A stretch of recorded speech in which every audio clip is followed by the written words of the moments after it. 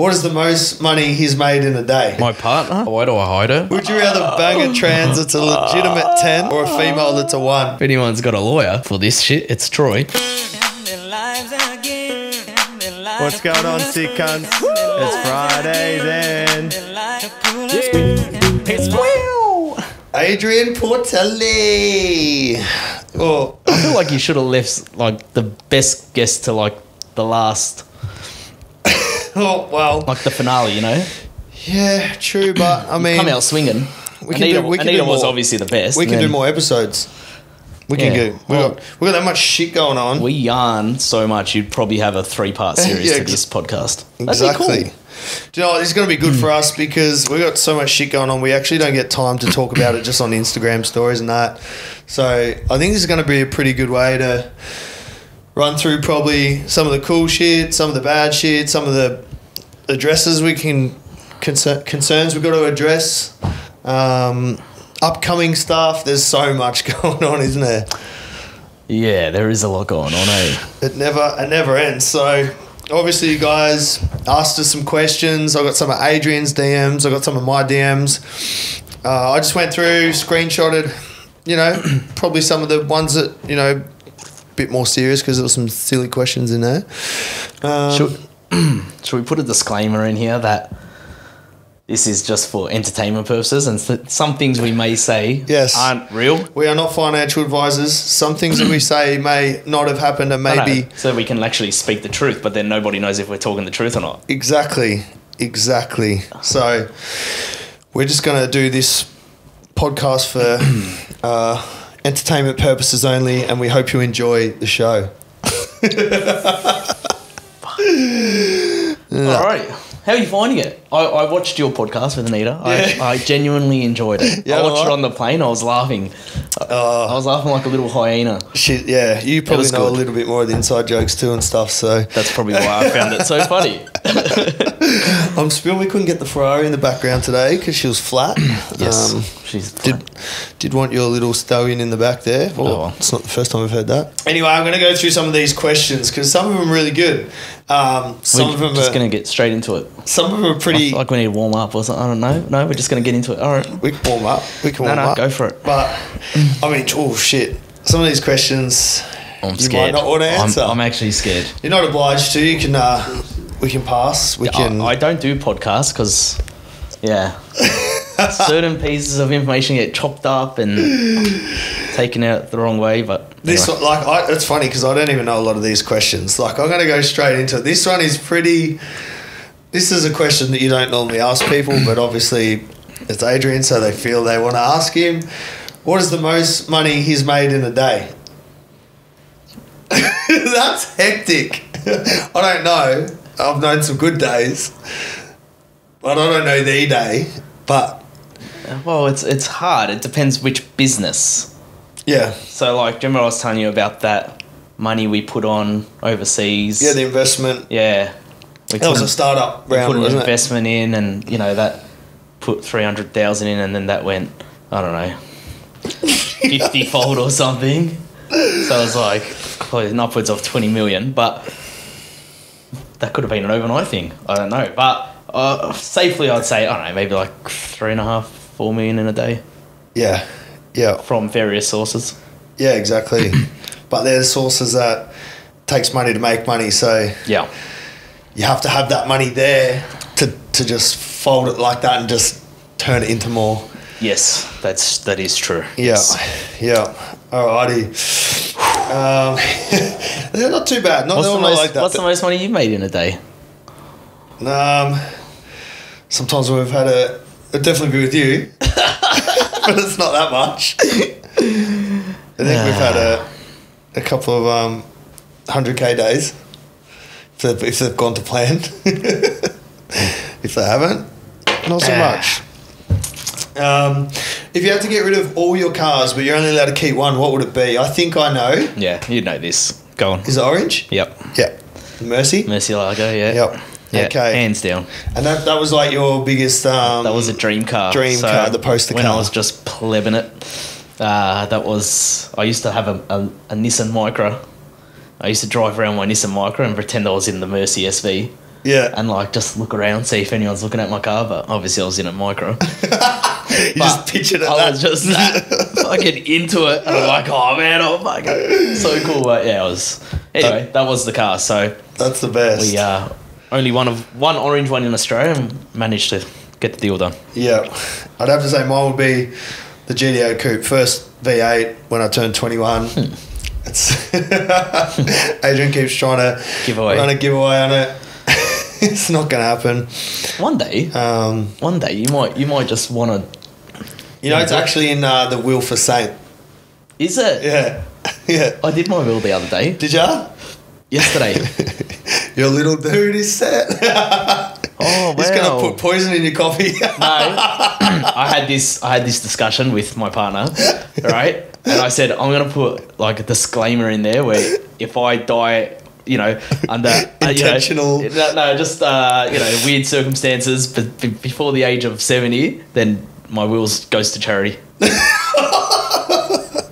No one's, you never know. Oh, people are crazy. Yeah. I always think like, man, you hear of kids killing their parents. Yeah, he could grow up, meet a crazy missus that gets in his ear and it's just like, kill him. Let's kill him. Let's kill your dad and we'll be billionaires. Anyway, isn't it crazy that you joke about that, but it's still a precaution that it's pretty scary. You have to take. Oh, it happens with relationships. Yeah. The wives or the husbands kill the other partner. It's you hear it all financial the time. benefit. So it's definitely something I've thought about, and there's procedures in place if that was to happen. Yes, so don't do it when you grow up, son. If you watch this, buddy, son, it's gonna backfire. Hey, I'm 10 steps ahead of you. You're gonna kill me, and then all the money will go to RSPCA, and every dog in Melbourne will be wearing gold chains. Oh shit! One piece of advice from each you wish you could tell. One thing you wish you'd known earlier. So something. What was something that you wish you would have known earlier? Go on. I think the only thing I think is there's always these questions, these metaphors, these rhetorical questions. What if? But you only get to where you are through all your fuck ups and like your experience and like. So like if you skip that. Then that might be a chain reaction where you didn't learn something. I don't know. But you already had that instilled in you when you were younger. Yeah. That's why when I'm thinking of that question, I'm like, all my values are still the same. Like I'm still on the same course. Like I didn't learn anything and then, change or apply something different. It was just my morals and values were always the same. Yeah. And just my business ethics and just never giving up and never listening to anyone. Stay on your own path and... Probably that is one of the things maybe took me a little bit older to stop listening to other people who doubted or hated and block that out. That's maybe one thing is like, when you're 18, if someone tells you something, you seem to take it on board a bit more. But, you hit our age and you just like, you literally couldn't give a fuck what anyone thinks. Yeah, just like, shut up. So that's maybe one thing. Question for you both. Did money bring happiness? I think a lot would assume so. It's an interesting question. It is. There's a wrong and right answer to that question. Yeah. You still have the same day-to-day issues of every other person, relationships and friendships, and in some ways it's better because obviously, 10 years ago I was worrying about other things that I wouldn't worry about now, like where, I'm going to pay my bills or I'd have to constantly look at my bank account. But now, 10 years ago, I didn't have to worry about people having the wrong intentions by wanting to associate with me or being in the public eye, and you can't really do anything. So there's pros and cons for both. But I'd pick rich every day. I would never go back. No way. Yeah.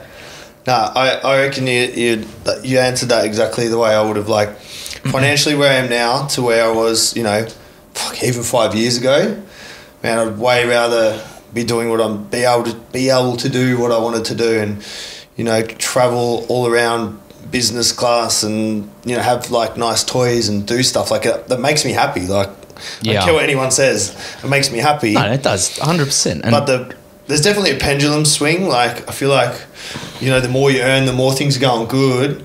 You've also got a lot more to lose and things can go wrong. Oh, especially when you're in the public eye. There's a lot of people that support what you're doing, but there's the world's on your shoulder because you've got that many people that are just waiting for you to slip up. Oh, you could donate every single day to someone different, do different things, as soon as you slip GoFundMes, charities, and everyone's like, oh yeah, not bad. You do one little bad thing and you are like the criminal, man. Like, you are the worst. But that's why when everyone, you know, criticise us or whatever, it's like our shit has to be so in order because we're loud. Yeah. Because unfortunately our jobs require us to be loud. Yeah.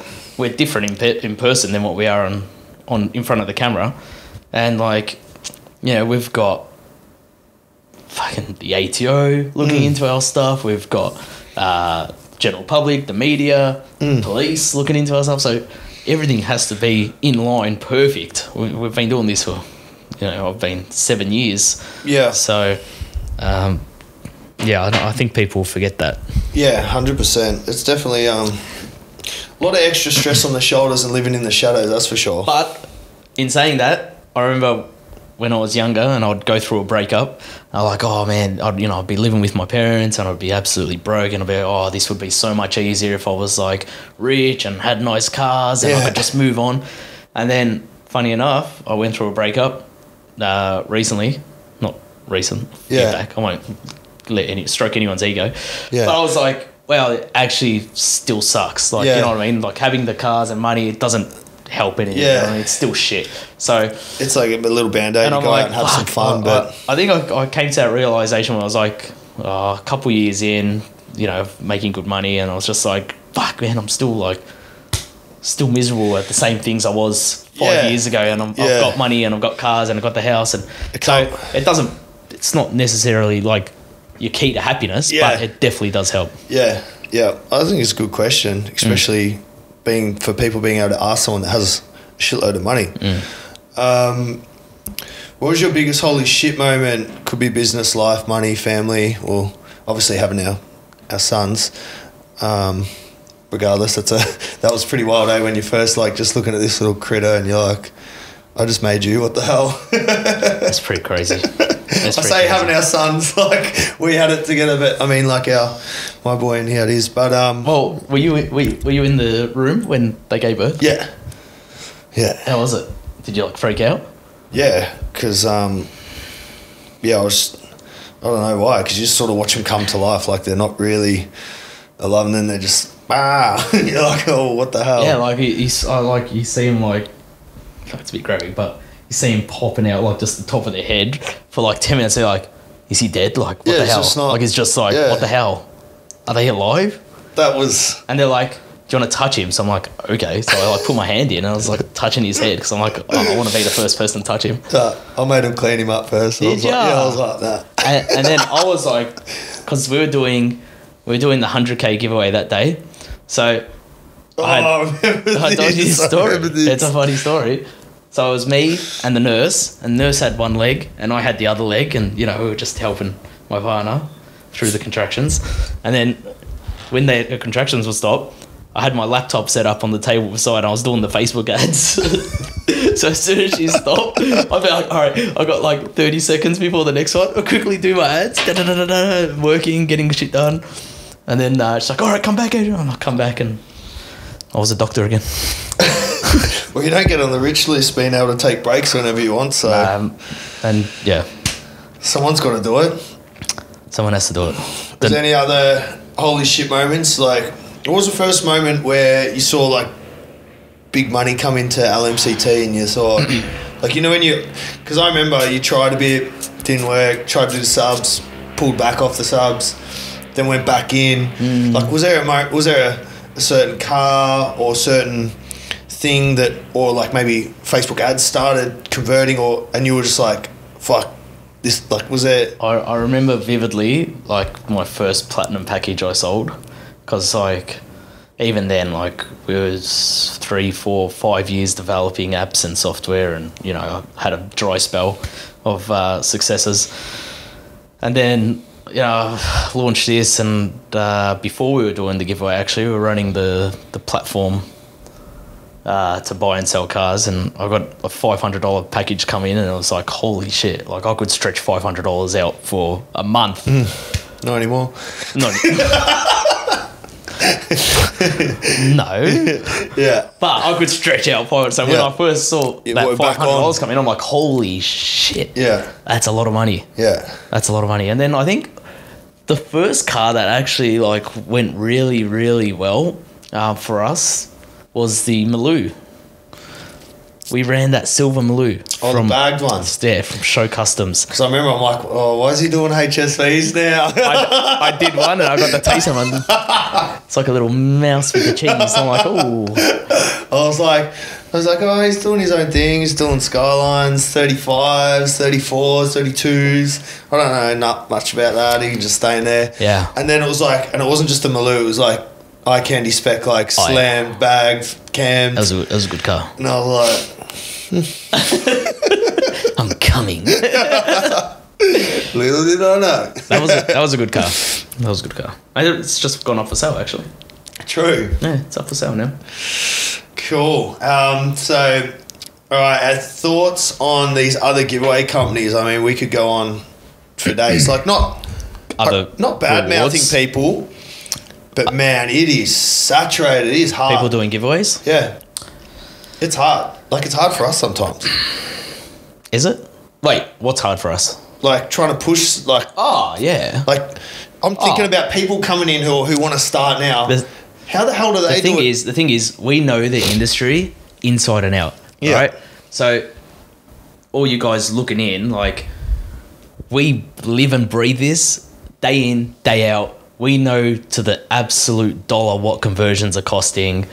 What we know before we even run a car if it's going to perform or not. Yeah. So we know how much is going to have to go down on Facebook even before So when someone comes out the gates and they're like they're trying to keep up with us and they're doing a $100,000 car, $200,000 car, we know straight away. We're like, that's not going to happen. Yeah. Even to the point where the engagement on social media or how many viewers are watching their videos or how many people join in on the live stream to watch this.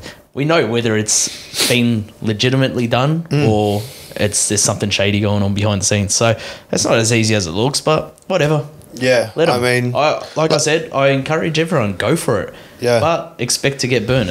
You're not going to wake up tomorrow and you're going to be rolling around in cash. Doesn't work like that. Yeah, I guess to put in perspective, before I even met Adrian, I remember I think it was 2020 July, so it must have been COVID. Like, you know, where people had just money to burn because they were getting at home and they were payments. I did this matte red Maloo and CLA, and I think it was 800 grand was a sellout when I was working for the charity.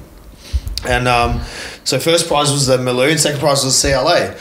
So I did the first part video, the Maloo. I dropped it on TroyCandy and TroyCandy story and post. And I remember wake up in the morning before I even got to announce second prize and it sold out. I did 800K with no Facebook ads off a story and a thing. And that was because it was just, no one was doing it. Like, it was unheard of. Like, people like, this is crazy. But B, like, I did have a super, super solid foundation engagement and stuff like that. But now, that is so different to now. I haven't even seen results like that. Like, when you tell me that, I'm just like... Yeah. Frazzled, because I was like, how the hell is that even a thing? Well, it was funny because we did it such different ways. Like, you went from... just in the unknown, sneaky, just learning Facebook ads and how to build a bigger audience and brand, where I didn't actually think that far ahead. I was just more focused on, like, you know, getting my core audience involved. Yep. So it was like this, like, I started off like that with that organic audience, and you were here, and then you just went bop and just, like, you know, grew your list. But, well, I guess what I'm saying is now I think about, say we do a giveaway, you got Adrian who's like easily getting 100k story views. Me on a good day, 80k. That's already like free advertising that we use. Plus our lists and our community and our work pages, right? And then we still won't even clear the prize, like Some money prizes, no. with using all that. Then the money that goes into ads makes me feel sick. And I just think, all right, they haven't got that first half that I just talked about, the following, the pages, the list. So if we're already tipping in a shitload on ads after that, how the hell is this person who's just started supposed to afford that? Like, and you need to remember the relationships we have with Facebook and TikTok are next level. Like, you can't just go open up a Facebook account and they're going to be like, here you go, here's unlimited spend. They start you on like $50, right? If you were to open the account yourself, most people will go get an agency, which is good luck. Especially if you put then you 10-20% then your top commission end's on top. even more. So the more they spend, the more they want. So that's not viable. And like, what do you reckon your biggest day? Like, Facebook will let you throw down in one day? I think in one day we've probably spent over 400 grand in a day. Yeah, that's nuts. And that's the thing. Like, our relationships with Facebook and our account is that fine tuned and honed in, and it's learnt because there's been tens of millions of dollars thrown at it. Our pixel is just that mature that, you know, we can just jump in there and throw money at it, and a monkey could do it. So but that still doesn't mean, like, people freak out when they hear how much it is to acquire a customer. You're not just going to put a Facebook ad out there. You have to accommodate for the expense of the Facebook ads. So, you know, a good result would be $20 a purchase. Yeah. But our packages start from $10. Yeah. So if someone buys a $10 package, we lose $10 on that customer. On top of that, we've got the prize value, the prize itself. We've got all the prizes, all the permits, and all our overheads of running the business.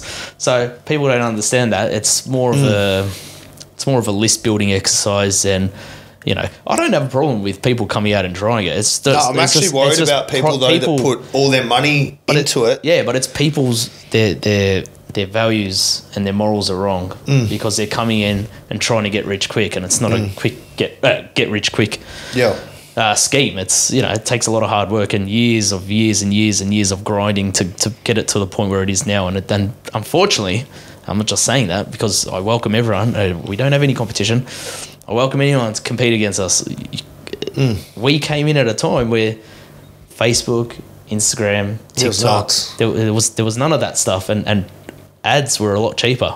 I remember my first time I ever started using ads was on a Ford Raptor, and it was we spent $1,000 and it brought in 25,000 on that day. Yeah, that's ridiculous. That's ridiculous.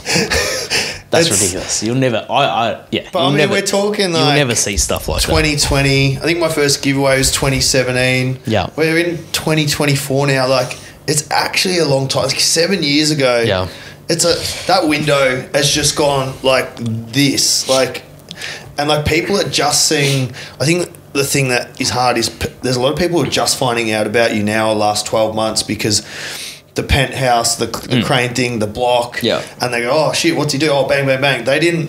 They're not doing enough research to go, shit. Yeah, the problem these boys have been doing this for 7 years. The people that are trying to do this, they're not real, like, business people. They don't understand. Yeah, they're just jumping on. They're jumping on because, like, oh, if he can do it, I can do it. Yeah, I want a jet. I want a penthouse. People that understand business wouldn't touch this business. Yeah. Because they know what's involved. Not now. And the risks involved. Maybe 5 years ago.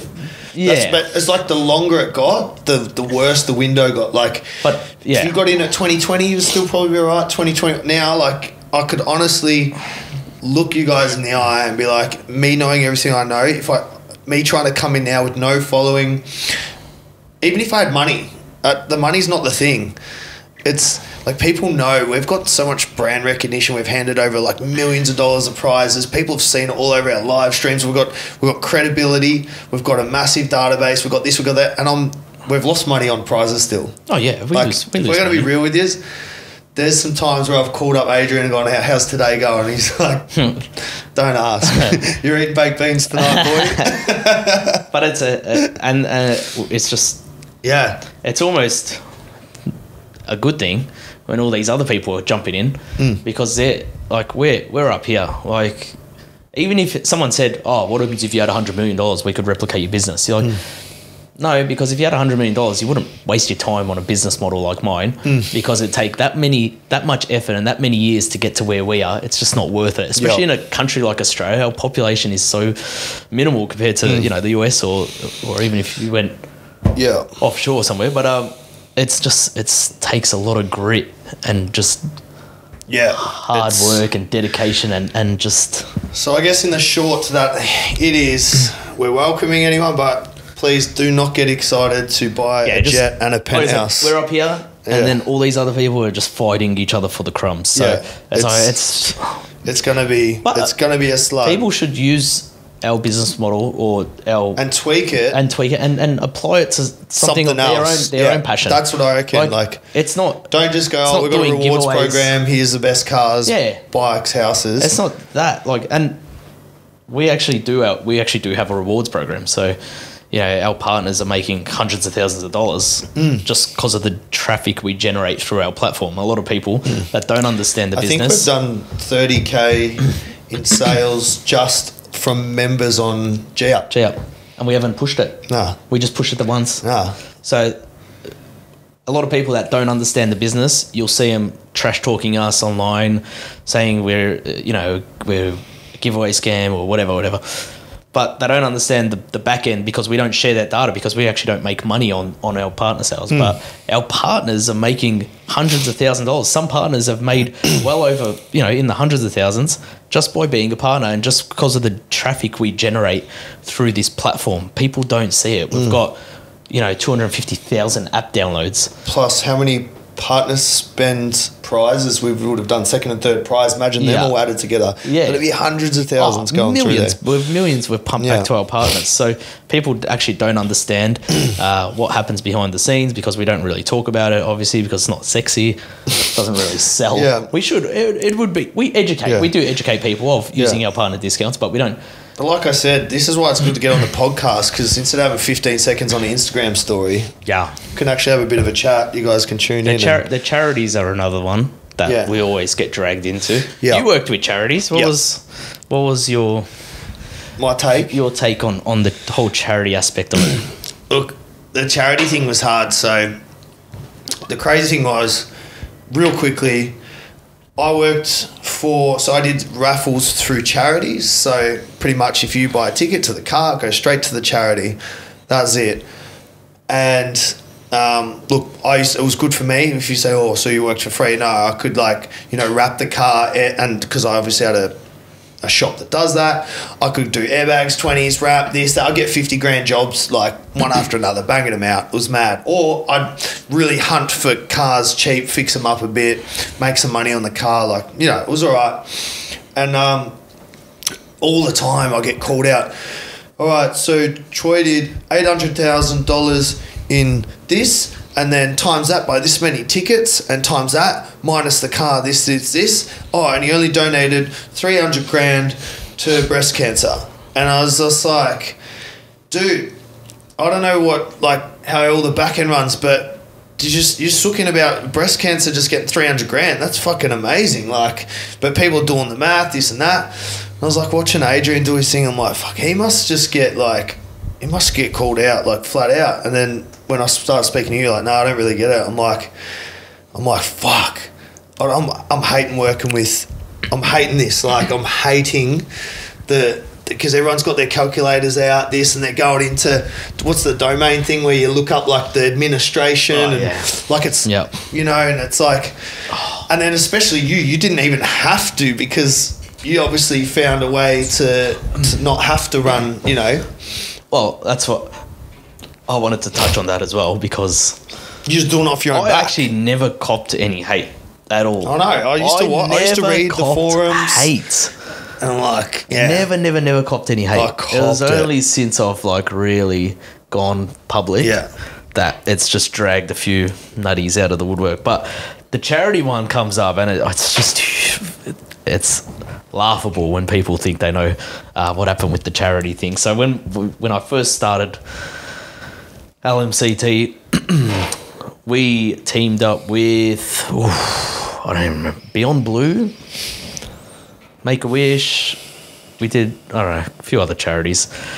So we teamed up with a charity because I wanted to give back. I always said, if I'm making money, I always wanted to give back. But we aligned ourselves with, well-known brand.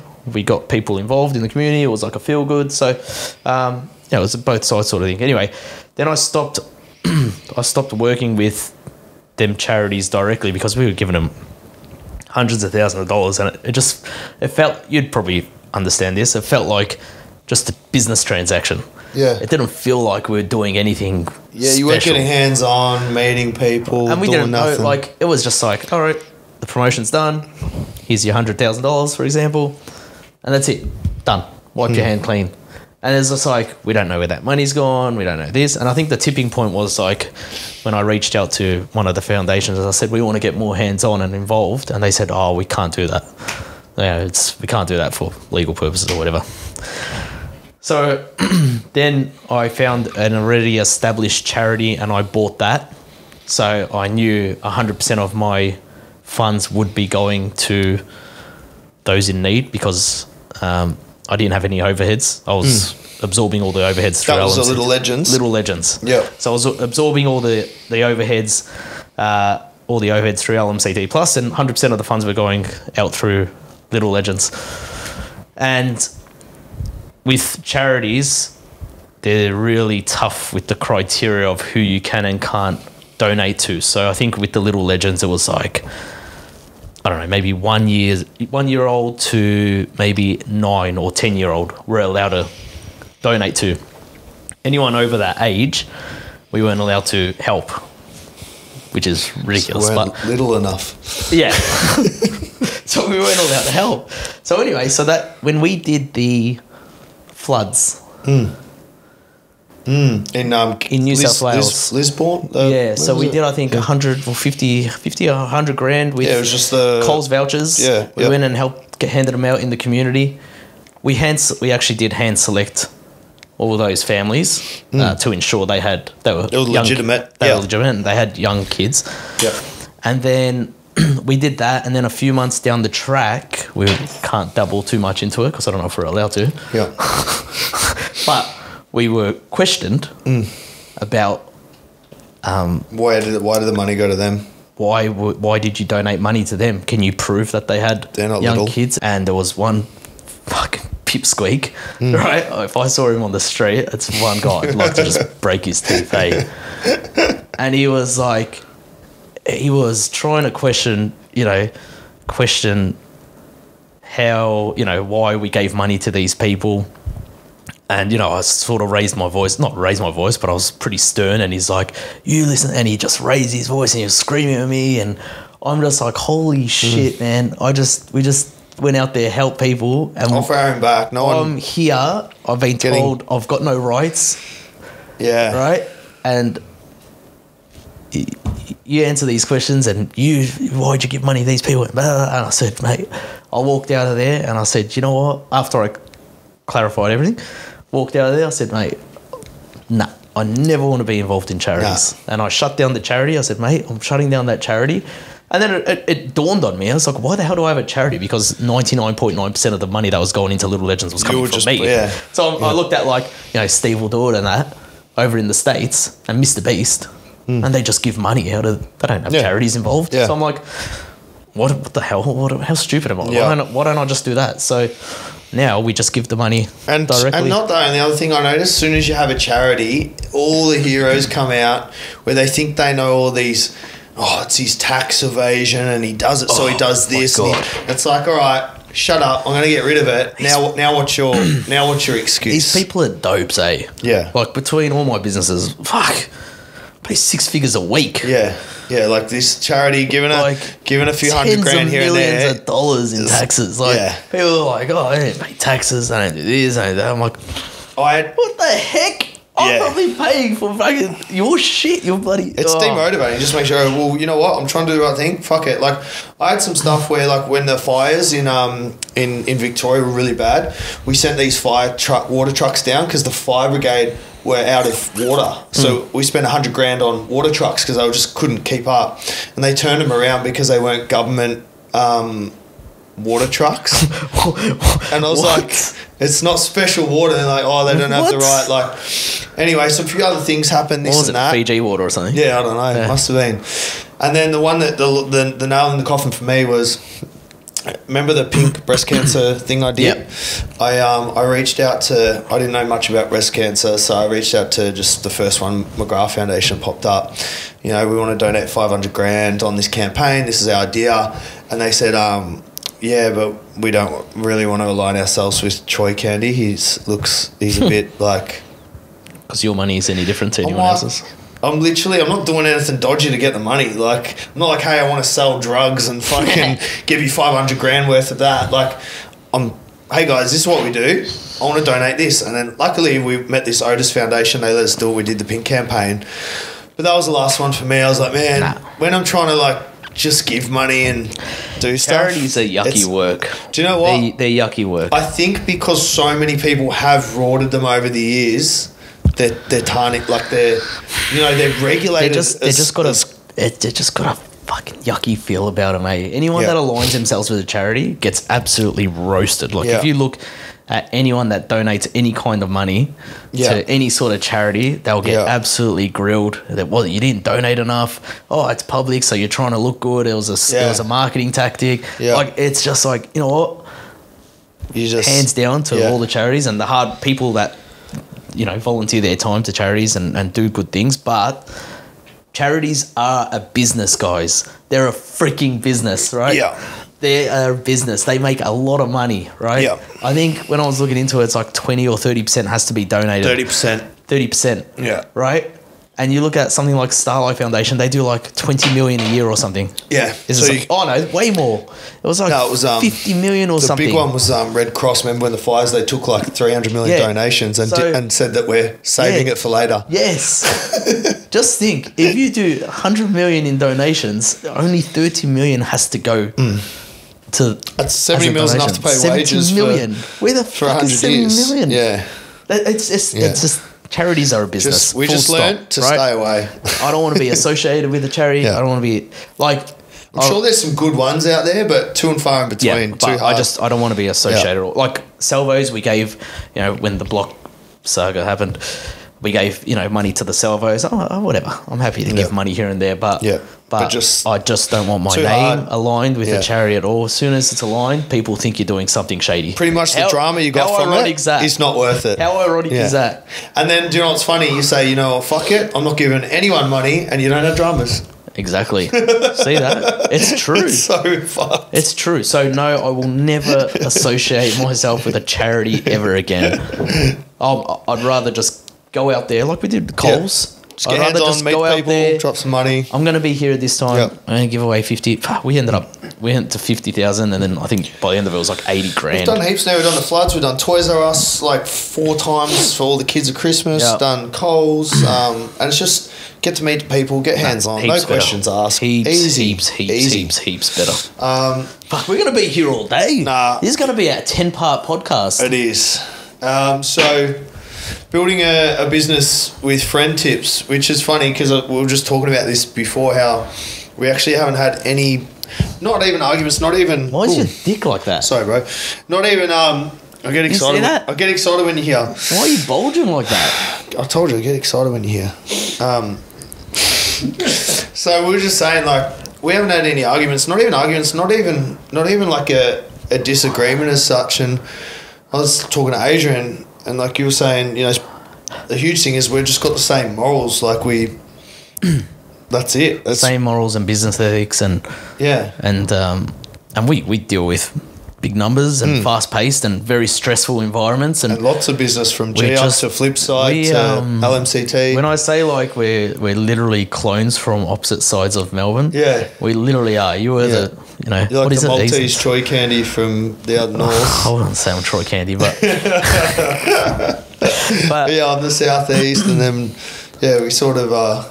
I feel like we're just clones of each other. Like our morals are the same. We just agree. It's even funny when someone does something at the same time. We're like, is that guy serious, or did this just happen, or like our minds are like fully synced, and I think that's why it helps us doing business. And then, what are you laughing at? No, I'm just looking at her. I was like, I love you, baby. This is more romantic than you and Anita's podcast. She's going to lose it. Yeah, we didn't Maybe hold we hands. should tone it down, eh? Yeah, we'll tone it. Sorry, babe. But even like the boys, like, you know, you and I, we work a lot with like, you know, Oscar and Pano and Nick and stuff. And same thing. Their morals, they care about friends, family. Money isn't everything. You know, if something doesn't go to plan, it sucks, but we'll sort it out later. We'll do this, we'll do that. Yeah. So that's probably the biggest tip to go on a business with friends is I'd really try and make sure you're on the same morals, because it can go pear-shaped. Yeah. And we've both had experiences. I've never been a fan of partnerships. I'm very against partnerships, but like I said, this was, I feel like, a 1 in a million thing. Like, yeah, it's for been us just to like connect like dock. that. Not even joking. What does he do to bounce back from a big night and continue being productive? This is a good question, because I think Adrian and I, it's rare. That's another thing that's rare. It's hard to find, like, a lot of people I meet who are successful is like, no, you can't party, you can't go on holidays, you can't do that. Or they just want to party, just want to go on holidays and don't want to work. And to find someone that wants to do both, I think is hard. But what do you think? Because you're the same as me. If we commit to being filming at 7 a.m. on Sunday and Saturday night gets a bit carried away, You're another level. I don't know. You can bounce back like, I don't know how the fuck you do it. Like, you'll be out and you'll be like, oh yeah, we wrapped it up at 5 a.m. and I looked and it's 7:30 and you're out already. I'm just like, what the hell? Yeah, but you've never let anyone down. Like, no, but you just, I don't know how you do it. You can nudge it all night and then just fucking the next day you get one of these in the morning, that fixes it. You are another level. I don't bounce back like I used to, but I definitely notice when I go out and get on the piss when I cut out sugar. I reckon that helps heaps. Like in the morning, if I since cutting sugar out of my drinks, like I'll usually just have the sugar-free gels or anything sugar-free. I notice that helps heaps. I'll try and smash some water before bed. Flip side in the morning. But you know what? Half the shit we got the next morning, it's not really optional to cancel. Like, it's usually pretty serious shit. Most people would cancel. I feel like we're just... Yeah, I think that just comes down to, once again, our business ethics, and we're just like, our drive is just... Yeah, let's get it done. Like, we just, like, our drive for business is just wild. Like, yeah. I don't have to work another day of my life, but I'm in there just every day, just fucking working with the guys. Can't stop. Up every night till midnight on the laptops, working and talking to the guys, and... Yeah, I think that's why. I think if we just got content, we'd just be like, oh, fuck it, we'll do it. We'll do it. No, can't do it. It's Sunday. We'll do it tomorrow, Monday or something. But we're just like, nah. And then alrighty, let's have a look. Did you ever think your business collaboration would lead to supportive bromance? I actually thought I'll save this question because I completely did not expect Adrian to be... I thought he was like... Not that he's not proper, but I thought he was so proper that I didn't even want to swear around him. Didn't even want to... Remember that first night we went out drifting and stuff, and I was like... Do you want to say that story?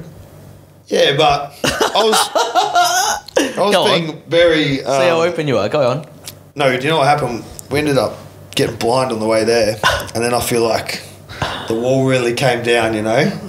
I was like... But, yeah. And then what happened? So, that's a story for another time, but I reckon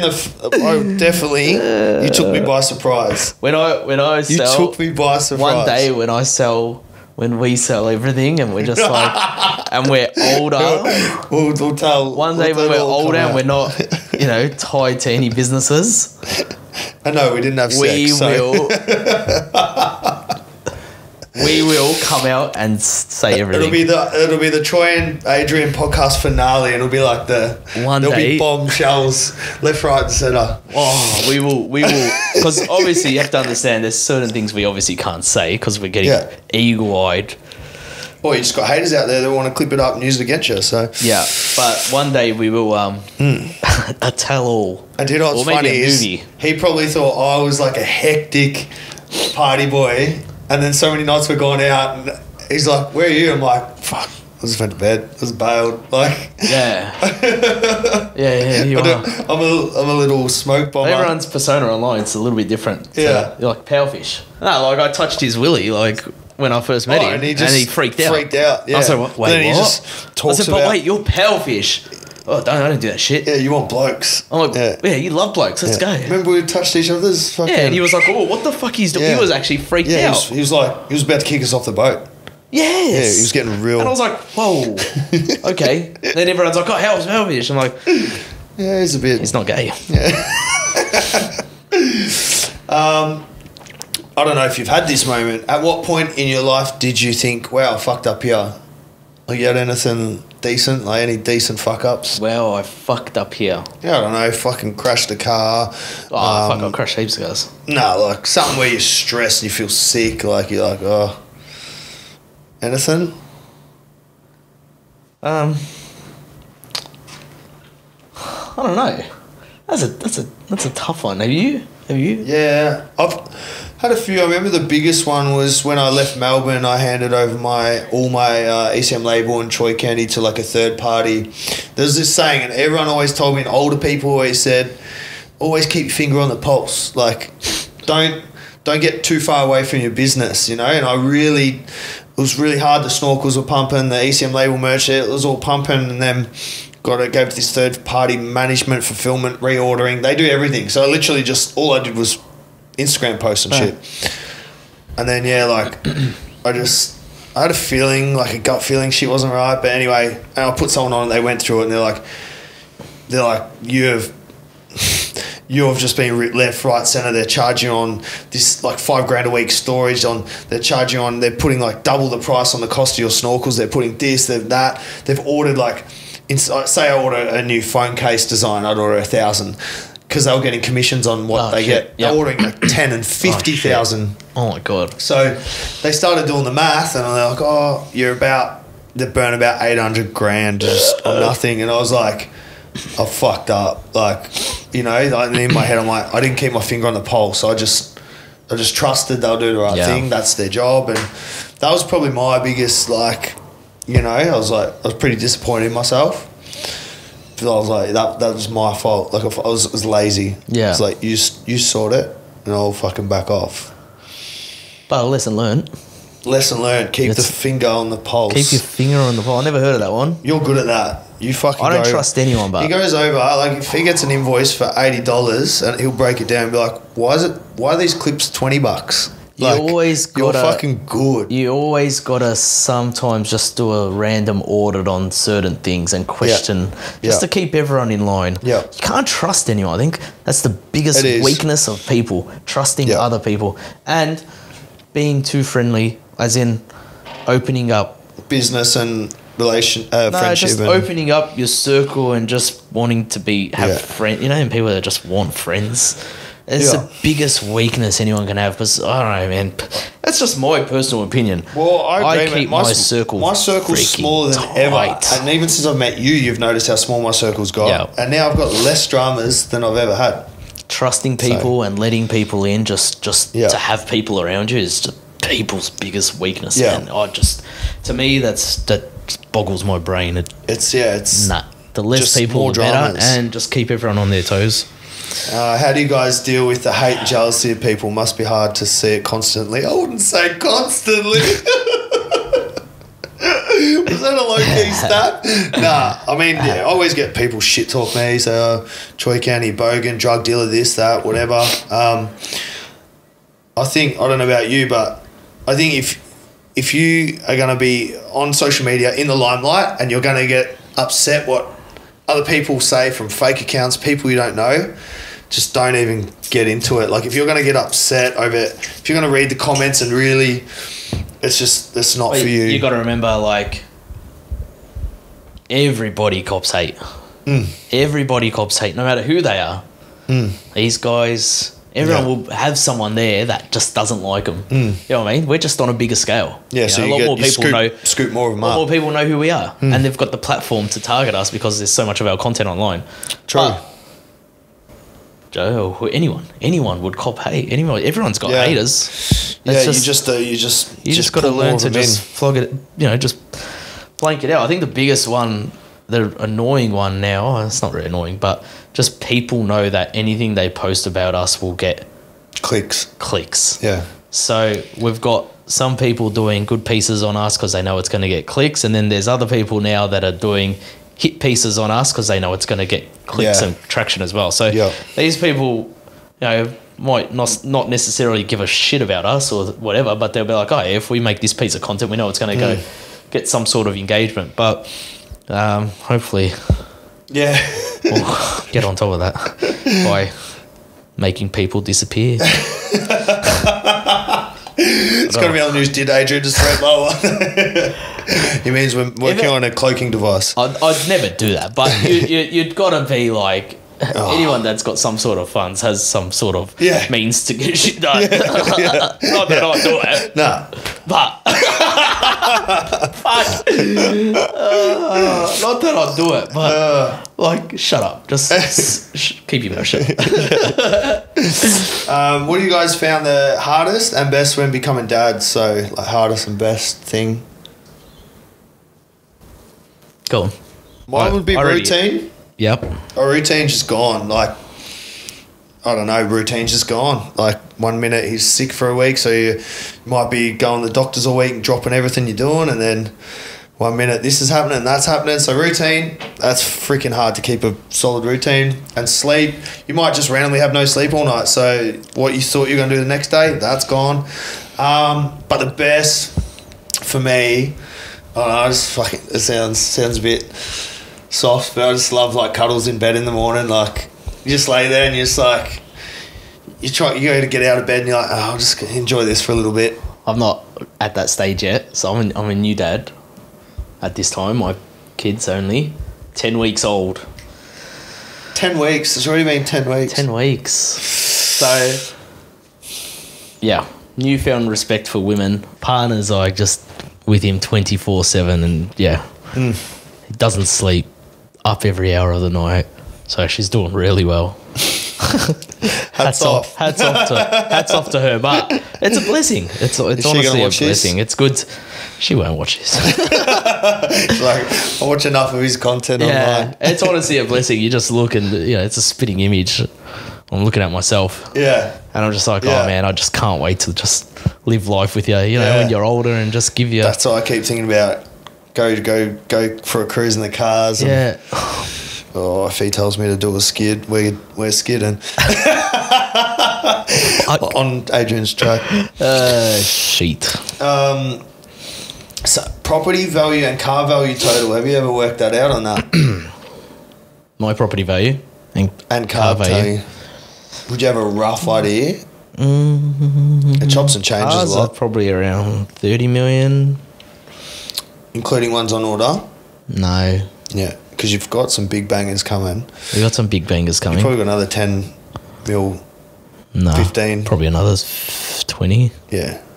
So once they hear, you'd be fair to say you'd have 50. House value, I don't even know, to be honest, but I've got about, I don't know, 25 houses and workshops. Well, even just a list you said to me, you were thinking about cleaning up. That's what I mean. I got 30. To a point where I'm just like, I'm just over it. You're like, I'm going to sell some shit laying around. Because this is actually real. Because I have them sitting there. He sent me a list. He's like, I've got to clean some shit up. I've got to get rid of some shit. You know, it's just sitting there doing nothing. And he sent me the list and how much they're worth. And then down the bottom it was like 32 mil something. I was like sometimes I clean some shit up. I got some rims and like a couple of bonnets and that. I'm like, I've got a couple of grand worth of shit I've got to clean up. And he's like, yeah, I just got to flog this shit off. It's, I got about 32 mil worth of properties I'm not using. Well, yes, they're sitting there, and I just I rented out a couple of properties I had in Tassie, believe it or not, and it was just a freaking headache. Like, just issues after issues after issues, and I'm just like, oh man, I'm over this. So I sold them recently, earlier this year. I sold those, and it's just the maintenance and upkeep on the properties, and just all the land taxes and getting the bloody pools cleaned. Like, I reckon I got about fucking 15 swimming pools, mate. I was like, got to get these all cleaned, and I pay all the bills manually. I don't let anyone touch my bank account, so I pay all the bills manually. I'm just like, oh, I'm over this.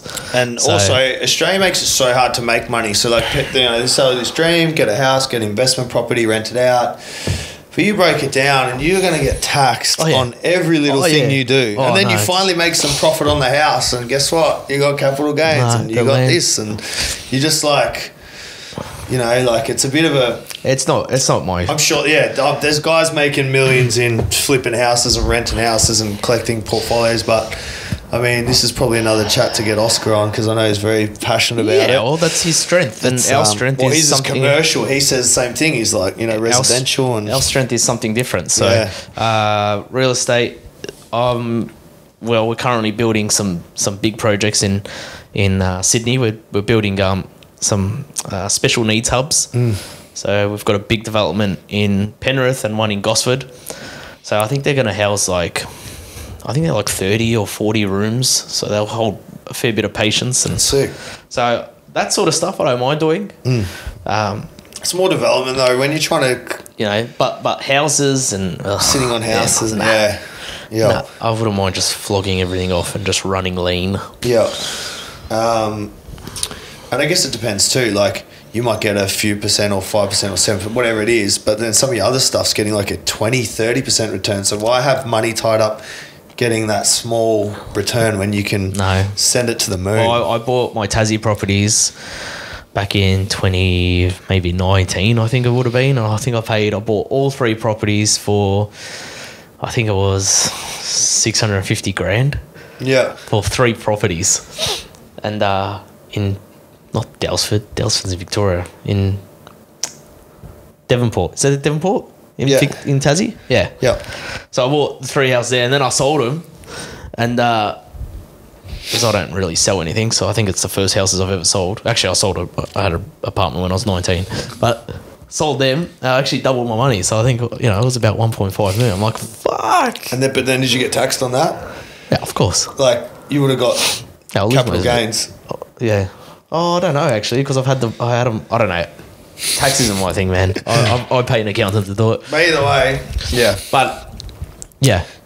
headaches. When I saw the money coming in my bank account, I'm like, hell yeah, that's fucking awesome. Fuck man, we've got so many questions, so I'm just gonna skip some. But people asking the inside on the new track, something you want to talk about yet?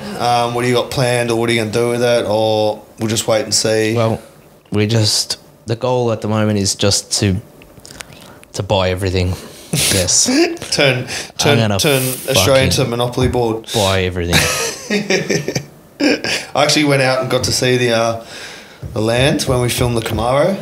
Yeah, but since then there's discussions of another piece of racetrack that's already running in Vic, and I just want to get more involved in the auto scene and just because I don't know, I feel like we've got such a good scene here, and it's the people it just lacks. Are into cars. There's like so much politics in tracks and bro, you got a fucking racetrack. Like, calm down.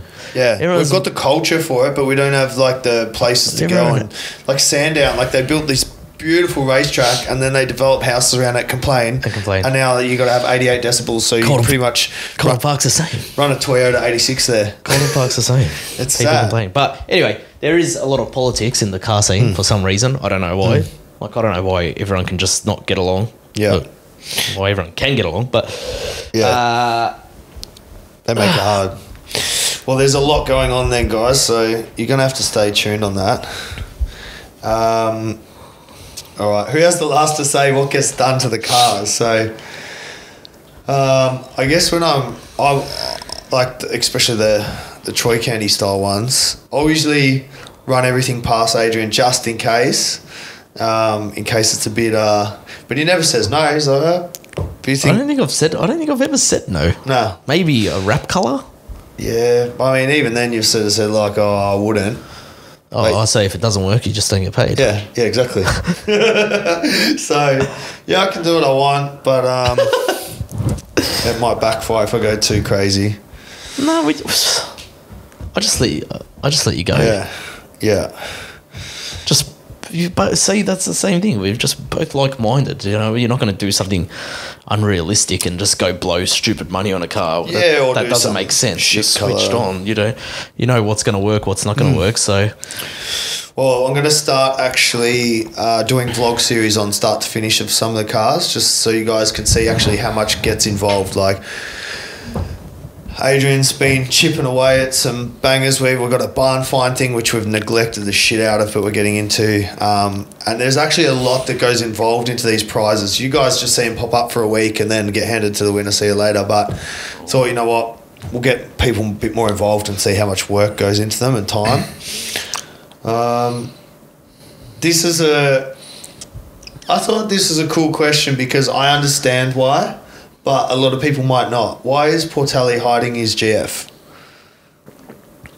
oh, I thought you said VF. I was like, wait, what VF do I have?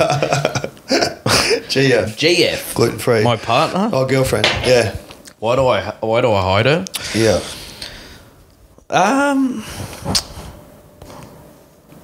I know the answer. I was trying to say something funny, just but I'm like, oh. So the chicks keep coming, Yeah, bro. I was gonna say, well, I'm single.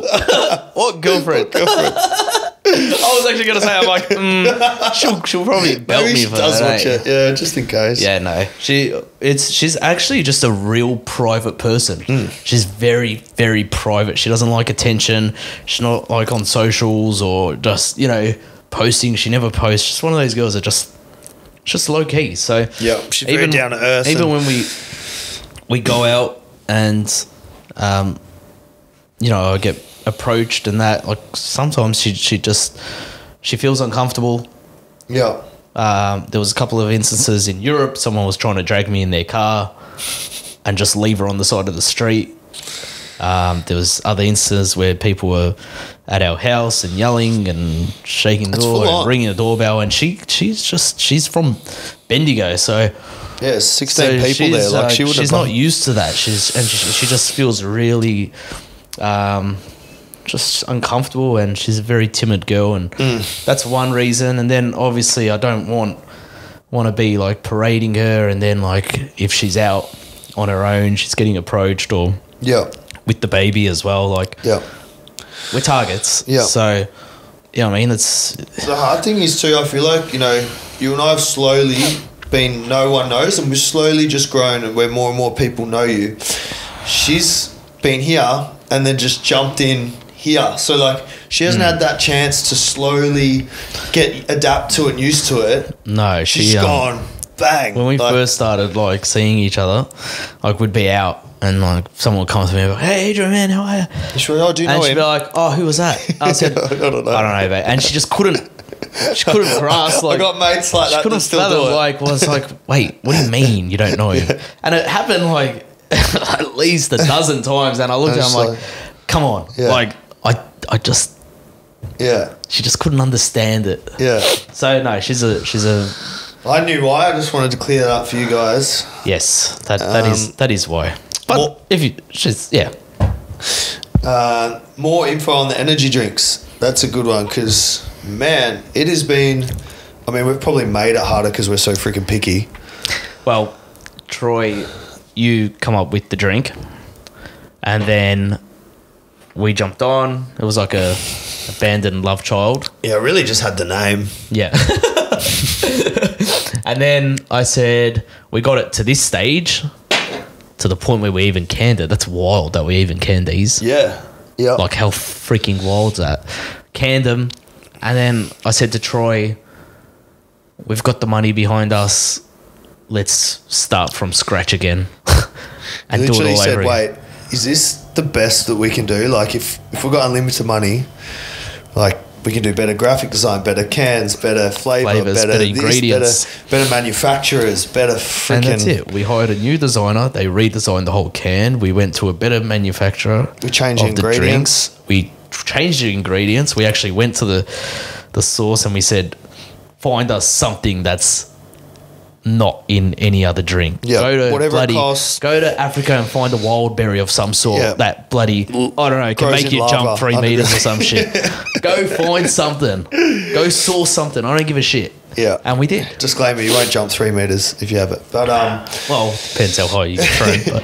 But we are on the home stretch now. I think we've Oh no, now we're good. signed off. We're going into our we're the furthest we've been. Yeah. We've definitely surpassed this. Yeah.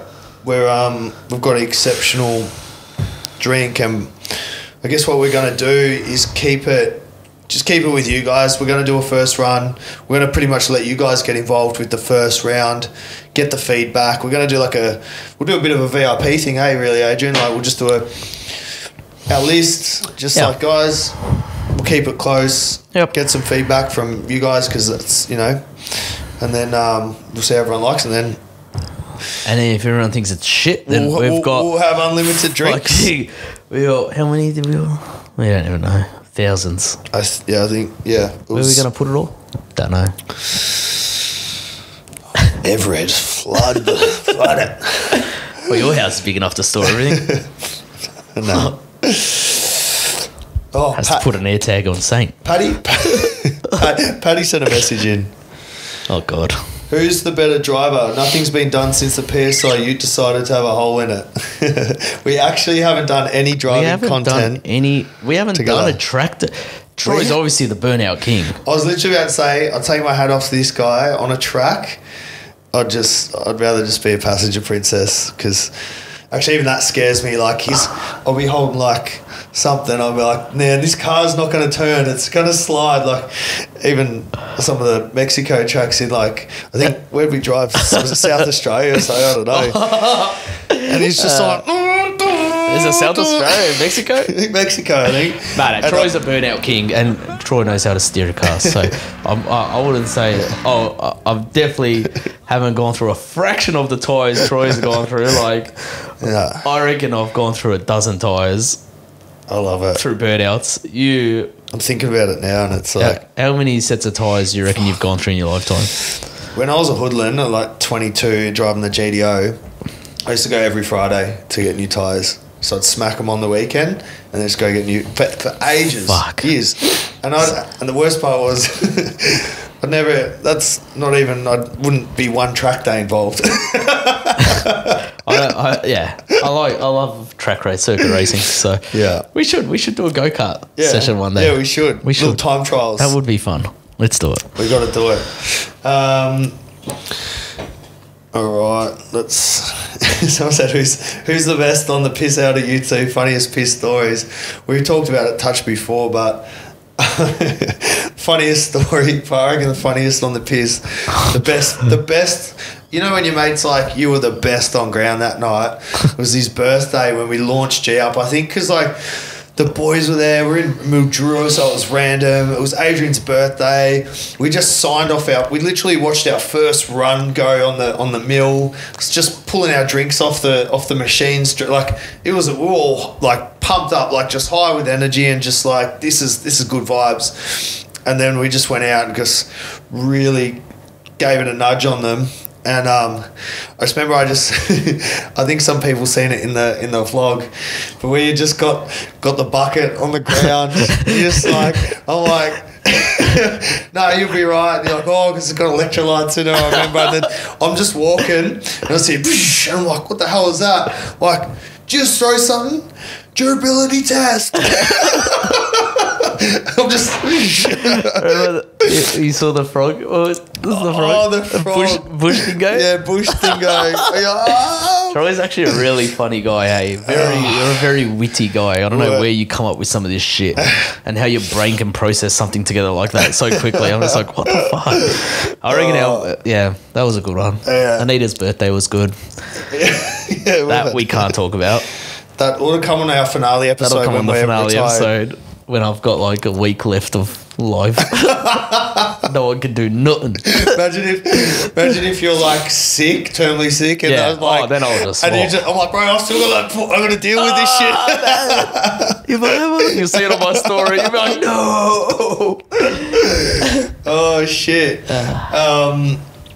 All right, actually, we're gonna get through it, guys. We're gonna get through it. So, did we touch on like what made you want to start giveaways?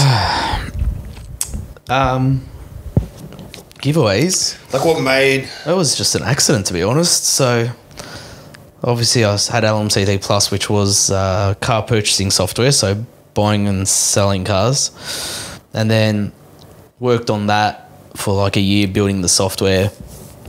Wasn't doing the best. Oh well, we launched and it wasn't going as fast as I would have wanted it to. So then that's when I had a 32 GDR. And I'm like, fuck, I was going to sell all my GDRs and buy a house with my partner at the time. And I'm like, you know what, I'm just going to raffle one off. Raffle. I tried to do a raffle. No, can't do that. Yeah. I was quickly educated on that one. You can't just run a raffle. What the hell? So anyway, I went back to the drawing board and and then come up with the giveaway system. It worked. A lot of people, like, we've been running for 7 years. You know, we do everything by the book. Our systems are all regulated. Our machines, our software is all regulated and stamped and approved, and even our winners lists have been audited and sent and make sure, you know, all legitimate winners. So the funny thing is, though, you'd say the real reason you just wanted people to get the app or download it was more exposure. It was exposure, and then, you know, we stumbled across this business model, and yes, it's a business. It obviously worked, or else I wouldn't have done it. Nobody's going to run a business at a loss. It worked. But it's funny because I reckon I would have been the same as you. I know we're doing them different, but I didn't actually think that you could make big money off it. I wanted exposure, so I was like, if iCandy gets to pimp out these cars, it shows everyone all the crazy shit we can do, and it puts us in a good limelight, you know, donating to charity. So that's why I was like, fuck, this is mad exposure, and it doesn't cost me nothing. It's and that's what it is. It's a giveaway, and it's literally a form of promotion. It's a trade promotion. You promote your brand. It's in the name. So it definitely generates traffic, drives traffic to where we need it to go. And, you know, our partners are benefiting out of it, and, you know, all our analytics are strong, and we've been able to generate multiple streams of revenue out of it. So it's a good business. It is a good business. So it's definitely it worked out well. It definitely did. I actually thought this one, because it said to come up from both rags to riches for both. I was thinking, it was a cool story that I remember you telling me when that time that you couldn't pay for rent, and you were like just looking around something you could sell, and like found the GDR parts. Yeah, what was rent due? Like it was I had a new partner. Yeah, and I was living with my parents at the time, and we decided, you know, she was from wealthy. So she was wealthy, so I'm just like, I didn't want to. I was a bit humiliated, so I'm like, we'll move into we'll get a rental, and I had to pay the bond. It was the bond for the rental. That's it. And I can't remember how much are bonds for rent. 3 months rent usually, isn't it? Is it? No, not that much. I think it was like $5,000 or something. No, it wasn't even that much. It's like $3,000 or $4,000. I didn't even have that money in my bank account. So I'm like, fuck. So I quickly was at my parents' house, just digging up. I had a 400R body kit for 33, and I love that body kit. I was just like, I had to sell it to pay the bond. And then I remember you saying that's where you're like, fuck this. Yeah, no, I was fucking broke, I remember, I think it was once. I don't want to live like this. Nah, I think it was once. I remember I looked at, and I took a screenshot, and I wish I could, I'll find that somewhere. It's somewhere on not on this phone, it'll be somewhere. But I took a screenshot of my bank account balance, and it was like, I think it was like $430. But that was like everything I had to my name, like $430. Yeah. I'm like, I'm fucked. Yeah. Because I was just like, and I wasn't like delinquent, like going out partying. I was at home because I was broke, but I was just working on just trying to get things up and on going. startups. I was working on startups. I pumped all my money that I made, you know, from the US.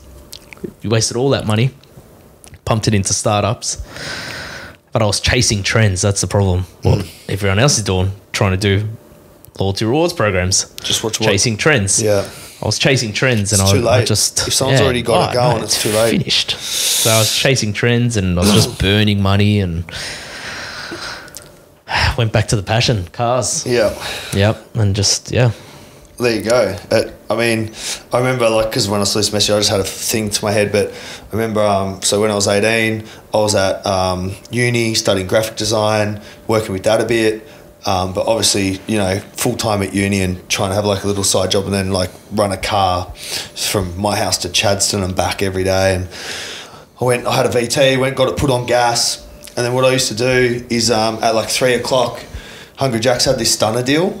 So for $4, you got like the burger, chips, fries, a sundae, and it was like, but it was only at 3 o'clock. Yeah. So I used to not eat at uni till 3, and then Hungry Jack's was across the road, so I'd go get that, and that would help me stretch my, like, you know how we're saying how far $500 would get you. Yeah. If that would be like $50 with full tank of gas.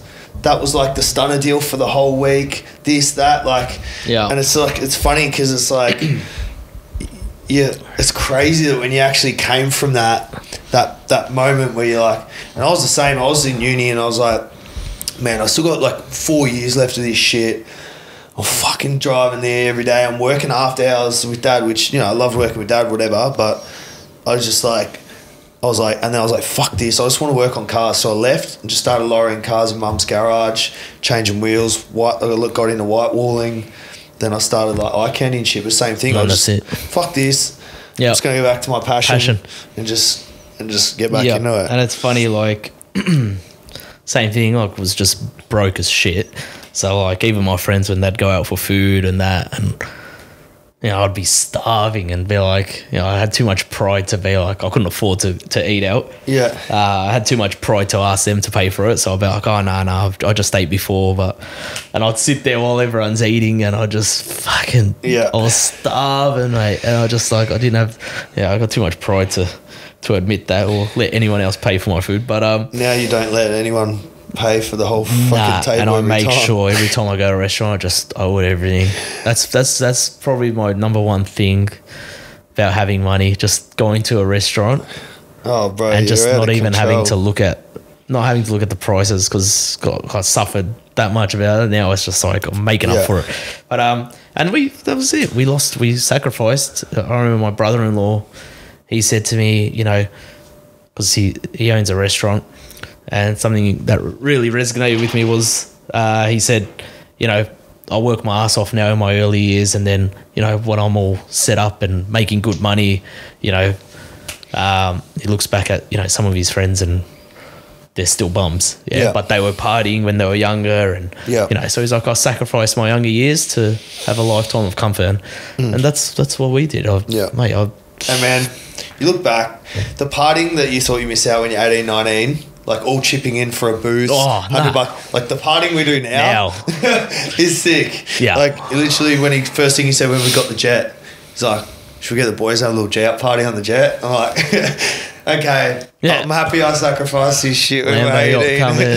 It's different levels. When we used to go out, we were poor, man. I used to go somewhere before 10 so you get the free drink cards drinks, and that. Yes. Which nothing wrong to anyone doing it, but we were there. We used to just pre-drink and drink. Because it was so expensive to drink at the bar. And smashed first. And then we all, big group of guys, we couldn't get in anywhere, so we always end up at the strippers. Yeah. Because that's the only place we could get in. And then no one would pay for a dance anyway because they were that cheap. This is why... I reckon they had photos of me and my mates on the wall. Like, don't fucking approach these guys, they're fucking poor, right? I didn't know you then, but we were doing the same shit. We were probably at the same strip club, just sitting there looking at each other. Pretending you're walking in. That is my exact night. Pre-drink at home, go out, couldn't get in because I had no girls. End up at the strip club. Girls come up and talk to you, and you try and talk to them for as long as you can without spending money. But then you're like, oh no, I just come for someone's birthday. You know, I'm not looking for a dance. But then you're spying on some other bloke getting a lappy. You're like, shit, that is good. I wouldn't mind doing that again. I actually had some fun doing that. Where did you and Adrian first meet? That was a pretty cool story. That was a very commonly asked question, like how we linked up. Troy. Big regrets, but Troy. I actually messaged Troy on Instagram. Yeah, damn, he slid right in. Slid into his DMs. Actually, we were speaking here and there because I think I got my McLaren impounded. And I was asking you, like, if anyone's got a lawyer for this shit, it's Troy. Yeah. I found your old account. It was age underscore. Oh, really? Something else, yeah. Was it? It was Age James. Oh, shit, yeah, it was. Something like that. Holy shit. On Instagram? I reckon I'll be able to find our DMs. No way. If I find them, I didn't even know. I didn't even realise I had that account. Now it all makes sense. Yes. Unless it's your account, you renamed it. Maybe I don't know. Oh, maybe. But anyway, I slid into Troy's DMs and I said, "Hey, man, come and do you have a contract with whoever you're working with, these charities?" And he's like, "Nah." I said, "Oh, all right." So I was with me and my partner at the time, and I said, "Oh, I'm going to offer him something that he will not turn down." And I offered it to him. And he turned it down. He didn't even think about it. He just turned it down. I'm like, holy shit, this guy must be on some good money. No, I'm not. I'm good money. And yeah, and then what happened? And then you messaged me about a year later again. No. You messaged me, made me offer. Then you doubled the offer, and I was like to my missus, I was like, holy fuck, and I'm like. But then I was like, I didn't even know who you were. Like, no one knew your personal brand then. I was like, nah, that you can't even offer me that. Like, you know what I mean? Like, that's wild. And then it was like 2021. You reached out, and I said to Anita, I'm like, oh, babe, Adrian like reached out, and then I'd seen like because you remember you had the W1 Maloo, and everyone's like, what the fuck? This guy just brought $1 million HSV, and I'm like, my guy. Now I like him. And then anyway, he's like, yeah, I'll fly up, we'll grab a coffee, and that's that. And I was like to Anita, I remember going, fuck, what do you reckon? She's like, babe, he's going to fly up, have a coffee with you. What do you got to lose? What are you stressing about? Just go hear him out, go see what he says. Then we sat down, and it was like breakfast, and I'm like, she's like, oh, can I grab your order? I'm like, yeah, just what I asked for, an almond cap with honey. And he's like, yeah. And he's like, actually, she come back, and he goes, scrap that. He's like, 2 espresso martinis. I'm just like, we're going to be best friends. That's when it all started. That's when the love started. We did our Holden First Ford giveaway. Where was that place where we went and you got... Do you remember you weren't... Was it because you didn't have a... We were trying to sit outside and because you didn't have a face mask, they kicked us out. Let's give him a bad rep. Alchemist. Alchemy or Alchemist. Alchemist or Alchemy. Yeah. Fuck you. Yeah, we tried to have our first meeting there, and they're like... Oh, no. I said, we'll sit outside then. You know, don't worry about it. We'll just sit outside. Nah. You're not allowed to sit outside. And this wasn't even like COVID time. No, it wasn't. Yeah. And they legit like turned him away. And I actually haven't been back since then. They wouldn't let him even eat there. That was my favourite joint. Outside. Been back since. Outside, you're allowed to sit outside. Yeah. Oh, that was weird. Oh God, what is it? What is it? Would you rather bang a trans that's a legitimate 10? Would you rather bang a trans that's a legitimate 10 or a female that's a 1? I know what I'd do. And I think you did. You take the trans. I was going to say, we'll just leave it for later, but yeah. Nothing wrong with a 1, but I mean, a 10's a 10. Or you could take both and have 5s. Yeah, true. Average them out. Oh, shit. How do you know when partying is taking over your goals? What's a balance like? I always said, don't let Sunday fuck your Monday. If you come, do what you want on the weekend, but if you're not ready to go Monday and switch on, that's my personal thing. If you're not ready, you got to pull up, you're sending it too hard, whatever it is, You know, like I don't know. What do you reckon? I feel like if you're asking that question, then you're not in the right place. Yeah. Like if you want to be successul, Yeah, that wouldn't even be a question because you'd be like, oh yeah, it comes naturally. You just like want to partying. go. I don't even give a shit about partying. Yeah. Like I don't give a fuck about partying. Like, back then I never went out, so like now you know we dabble in it here and there, but it's not even a factor to me. No. I must admit though, one thing I do want to clear up is people make partying look cool, and you're cool if you're partying and stuff and whatever, but there is a difference. And being in the alcohol industry, it's something that I do want to talk about. If you're going out Friday, Saturday night to ride yourself off because you hate your job through the week, you probably shouldn't be going out drinking and partying. Is partying cool, but no, I'm saying people make it look cool. You know? I think owning a jet's cool. Yeah, it is. Partying on a jet's Fuck cool. these bums partying.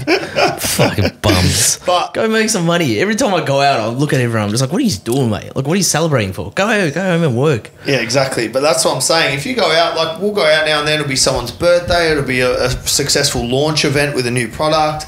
We'll do something. But you will not catch Adrian and I going out every fucking weekend just to fucking numb ourselves till Monday and then start the week again. Can you imagine the damage we could do?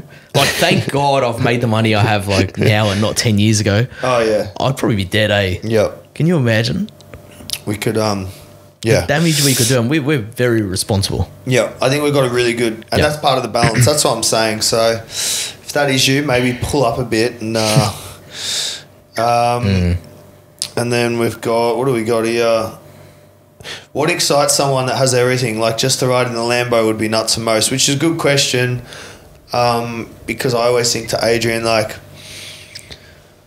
I think the most I hear you get excited, like where you ring me on the phone and you're like, you got heaps of enthusiasm and you're pumped, is when you've just done a fucking big deal or like a new contract or plan or something. Like, yeah, you're pretty numb to, not numb, like I know when we go hop in the SVJ and you go through a tunnel and you go bang, like you can't get that smile off your face, like that's mad. But how many times is where something's crazy happening and we have to pull ourselves up and be like, fuck, this is crazy, but we're just like this, just like, and I'm not rich, but fuck, hanging out with him obviously even it rubs off on me where I get a bit numb where like a mate will be like, hey, I just brought a new fucking Lambo, do you want to take it for a drive? I'm like, oh, that's all good, bro. Like, where's 18-year-old me, I'd be like, I'll bash anyone to just take a Lambo for 5 minutes for a joyride. Like, you definitely become desensitized.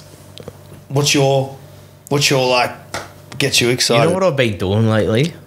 People are going to think this is fucking weird. Ice bars. I just know how much he hates us. I got a quote, but I can't even say it. I'm not even saying it. You know what? The only people that swim in cold water are penguins. Go, what have you been doing lately? I've been going back to where I grew up. Like going to cafes and that? No, I just like I went to visit my parents the other day and I stopped off at the local shop there and I was just walking around in the IGA and just reminiscing. I was just walking around in the IGA. I go there by myself. I'll go and buy some stuff and then like another time I just go into KFC by myself and just eat KFC. And it's just like a little bit of a thrill. And I just walk the streets in the western suburbs. I actually do. Sick. And it's like, fuck, I come out so recharged because I'm like, it just brings back all these emotions. Yeah, it's things you forget about. I'd purposely dress like a hobo. Yeah. Like it just gets me off. People are going to be driving around the western suburbs looking for this hobo-looking Adrian. I do. I walk around in like flip-flops and just ratchet clothing. Yeah. Do you take the It's Audi? fucking weird, eh? I feel like I'm unstable saying this. I never heard this, so... And I just... Well, yeah, I did this recently with the girlfriend, well, she was in the car and I just went strolling around. She's like, "Oh, what were you doing?" She's like, "I just saw you just walking around everywhere." And yeah, sometimes I just go there and walk in the shopping centre and just go eat KFC by myself. Or There you go. You might see if you're in the western suburbs. that actually gets me. Someone's going to be watching and go, I told you that was him. That I told you that was recharges him. Yeah, I think some bloke was on the phone and I walked past him in like this. It's not IGA, it was like a poor like IGA, like super IGA or something. It's like a discounted IGA store.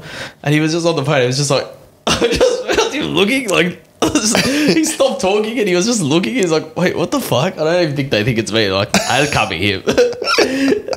They're just spinning out. I love that, eh? I love that. Just, yeah. All right, let's go. But buying cars now, we buy cars willingly. Even just like any of these Koenigses, like it's just like I couldn't even give a shit. To be honest, It's crazy. Well, one thing you're sick of hearing. I know mine. The hey Troy, you've got a fake account. and people asking for money. Oh yeah, and asking for money. The two, they people. You get this as soon as I open, I see a message like this. Like I say, it's this big. I scroll right to the bottom because I'm like, I feel like going now and looking to see how many people have there's going asked to be for a money message today. saying, I need money or whatever. Ready? And the fake accounts, guys, we cannot fix these fake accounts. Like, this is something we can't fix. We report them. Speaking of the fake accounts, You got 467 imposter accounts just on Facebook. yeah. So I reached out to the reps, the Facebook reps, and 467 See, we can't fake accounts. and we can't fucking do nothing. So Oh, the best one I get, right? Every time I post this, and I'm like, please just be wary of the fake accounts. The number one reply I get is people saying, change your display picture. oh my god, like What the fuck is that gonna not- do, you no. fucking idiot? I literally- If someone's getting scammed by a fake account, do you think they're gonna be like, bro. oh, the display picture's different, Adrian? What the This fuck? is the best. I had this guy message me. He's like, "You ripped me $5,000, this and that." I said, "Bro, you're talking to a scammer." And he goes, "Oh, so the scammer just I go, "You're talking to a fake profile. He's a scammer." And he goes, "Oh, so the scammer's just following you around, taking photos of your cars, your kid, you're this." I'm like, oh my god. I'm like, buddy, you deserve. Just I hope you lose more money. Like, if you're that dumb. Yeah, you just Change your display picture. Oh my goodness. What the fuck? yeah. What's that gonna do? They're taking the effort to make fucking fake accounts. You think they're not gonna be like? It doesn't even make sense. Like, what's that gonna stop? Bro. Anyway, I got two questions here. I'm going to roll them into one.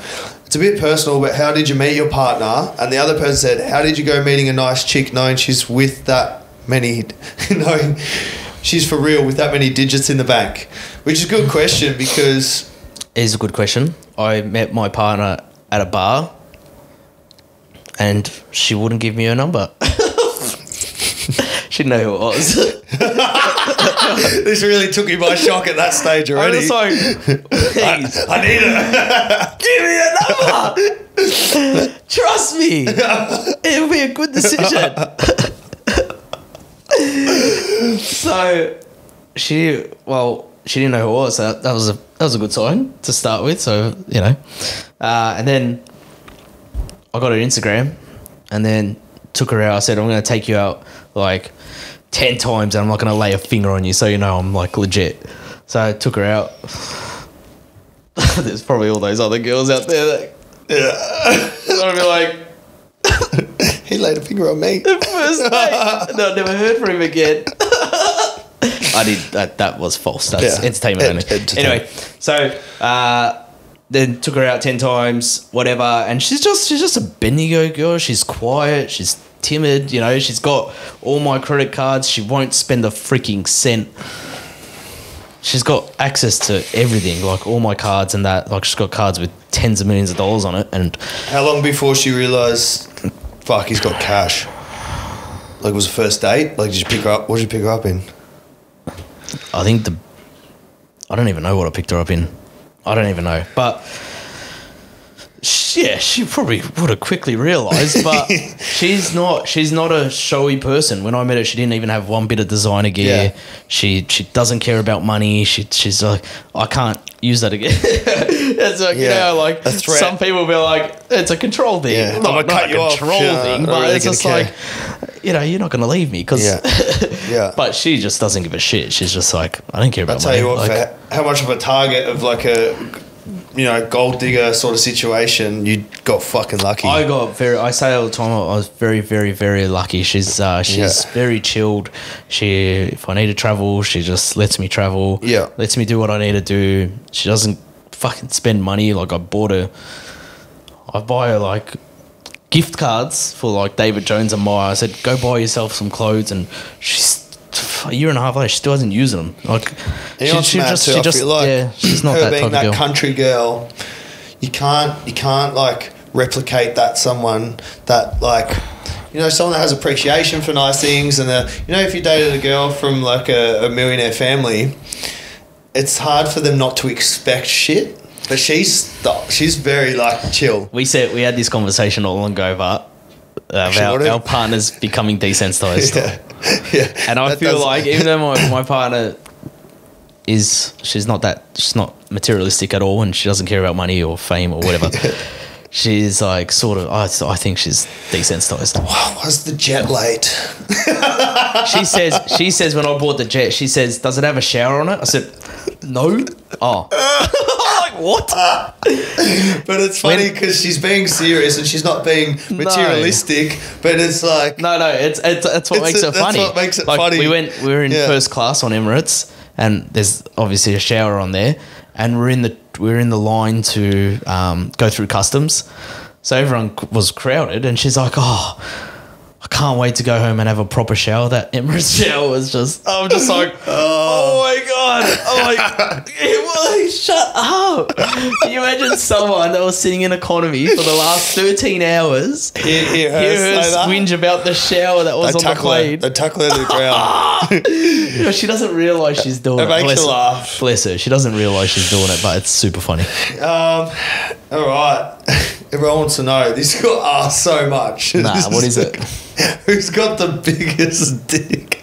Troy or Adrian? But he's got a good looking fucking... Yeah, yours is good as well, eh? Oh, I've never seen it. No, neither. Word on the grapevine. I'd say we're both batting for the average. I think for our body sizes, they're both equivalent. Yeah. We've never actually lined them up. No. We should actually. Yeah, we should get a ruler down and that. Get the girth and length. Like when you're getting like a suit fit up, just like run the tape around and that. Last question, I'm going to finish off. Has your casual attire ever let your business conduct or deal down? Which I think is a very good question for us, because I've never really seen you really dress up unless it's for like the races, like the horse racing and stuff. But for business, I've never really seen you. Yeah, because I'm not the one asking for money. No, but in early stages, did you ever? Nah, I don't, because I refuse to work. I'm not a networker at all. Yeah, that's the only different things between us. I don't.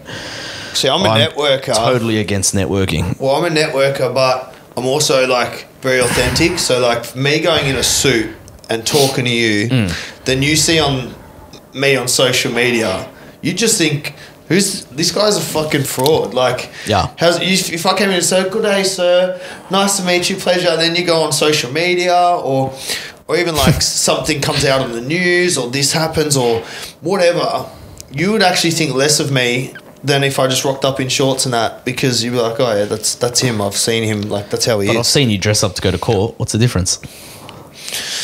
I just hope the judge doesn't follow me on fucking social media. No, I'm not gonna lie. It's probably the only time I'm thinking, fuck, I'm about time for a fresh pick and a nice suit. No, well, the only business, like I said, the only business meetings I'm going to is if someone wants me to invest. So they let them wear the suit, so they can wear the suit, and I'll come in moccasins and trackies. So no, I've never. Next time I ask for more money for G-Up, I should wear a suit. Yeah, mine's more like this. We want a new flavour. I feel like we could talk for fucking another 3 days. I've been cutting my sentences short just because I know we're gonna. This is going to be a banger. Just banger end it. We've dropped some bombs. Just drop it. Just end it. This is what we'll do. We'll do a 3-part podcast. Yeah. How's that? Yeah. So let's just keep going for another 2 hours, and then we'll drop them. And just cut them into intervals. Well, let us know in the comments if you want to see the second part to this, because I feel like we've just scratched the surface. We could talk about a lot more shit. And like I said, I skipped heaps of questions. There's heaps more we could talk about. Yeah. There's that much shit going on at the moment.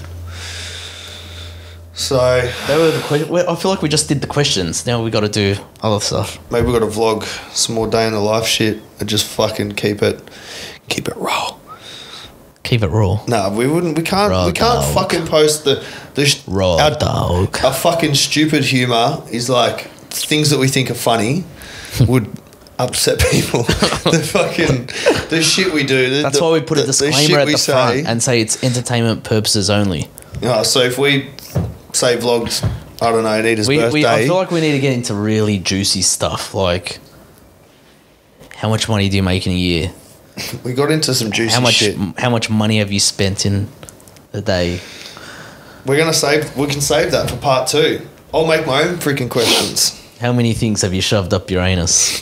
That'll be another episode For you, just yeah. on that. Yeah. I've seen those toys. Huh? You've sent me photos of the toys, and I don't know who's a who. The double enders are Anita's. Yeah, they're going they curve around like a U shape, going each hole. Nah.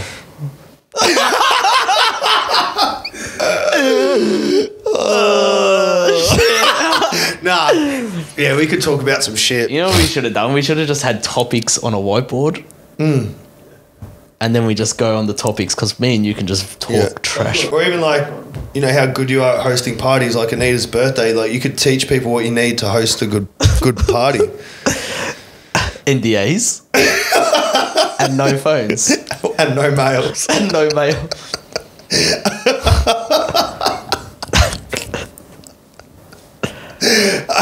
Now he doesn't want to get too juicy anymore. All right, that's a wrap. Well, we got the penthouse that's going to be finished soon. Got to christen that. Yeah. Get some. That's going to be a good one. That'll be a music festival in there. Oh, if I can get like Steve Aoki or someone down there to do the house warming. Imagine on news, Adrian Portelli blows the windows out of the fucking the new I'll fucking penthouse. blow the cunt out. I'd love to, Or just imagine like Wolf of Wall Street style. You just got the McLaren Unlimited. I'm not fucking leaving. If I got government approval and cleared the street, I'd fucking send that McLaren out the window just to see what would happen. I'd love to see what would happen. You'd probably make the money back in the fucking PR. You're the PR stunt king. Yeah. How fucking cool would that be? But you'd probably get a legal letter from McLaren. Like, no, they wouldn't. That wasn't very nice. No, they wouldn't. That'd be alright. I mean, it's a pretty special car. Yeah, it's alright. It's got special exposure. That would be sick. Who would not want to see that? Just curiosity would. Like, I get excited from dropping like a water bloom from a high spot. It's almost like an episode of Mythbusters for us. We're just going to prove if we're going to try debunk the Fast and the Furious. The downforce on this. Fast and Furious. When Vin Diesel drove through the buildings, we're going to see if it actually happens. Yeah. So we'll do it with a McLaren. Senna. GDR. Oh, it scares me because I know after a few tequila shots that you're not joking. Well, I had a meeting with the guys building the penthouse a couple of weeks ago, and we were putting the turntable in the penthouse, so the car sits on it. Blah, blah, blah. Oh, that's gangster.